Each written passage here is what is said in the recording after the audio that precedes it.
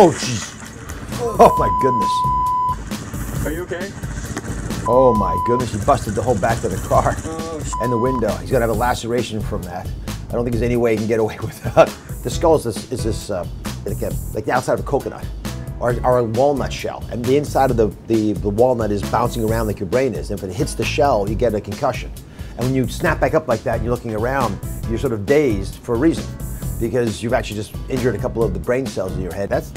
He's lucky if he doesn't have a laceration to brag to his kids about years from now. You guys are rock jumping. Ooh. Woman's falling 30 feet, 40 feet without being prepared, and you land your back. It's gonna sting. The good news is the water will give. She's lucky there wasn't anything in the water, I think. I can't tell for sure. But if you hit the water perfectly, do it right, you have only your feet hit, you keep your arms in, because that velocity of impact can play you out like this and dislocate joints and cause all kinds of havoc. She lands on her back unprepared. Thankfully she had clothing on. All right, let's keep going. Little baby flame, spinning around.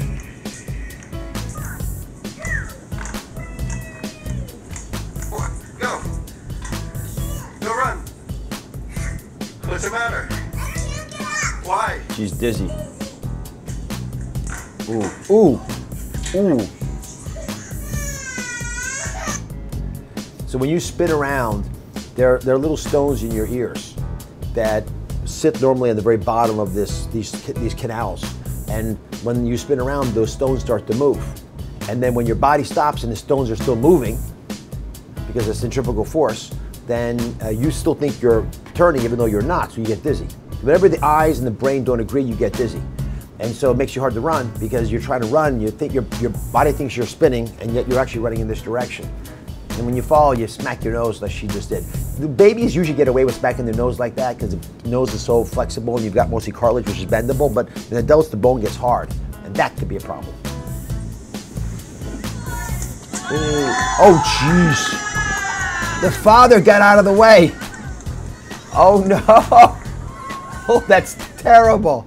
He's gonna feel so guilty.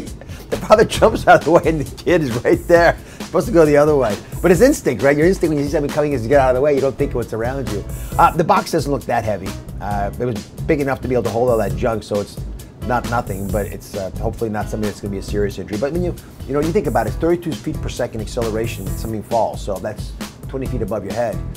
It's gonna come at a fast speed. If there's not much mass, much heft to it, it'll bend and not cause damage. I hope they're okay. Oh, jeez. That's the worst one so far. The LV50, the height at which 50% of people will be really badly hurt and maybe die, is around 4 stories of height. So let's say it's 60 feet or so. So he was at least 15, maybe 20 feet. So at that height, he won't die unless he falls on his head. But he can be badly injured, and you expect broken bones, contusions, concussions, and a lot of injuries that don't just get better in a day or two from a fall like that. That was a serious one. Oh, it hurts! Oh, it hurts! There's that one down! Oh, jeez! Where'd you get these from? Go to her. This is how people get hurt. Skiing and sledding. They run over other people. Well, you're going 20 miles an hour at least, maybe 25, and with a big, hard, structured boat, and there are a lot of people in it. That can break a bone easily, dislocate a knee, and you can cause lacerations with impact like that because you got sharp edges.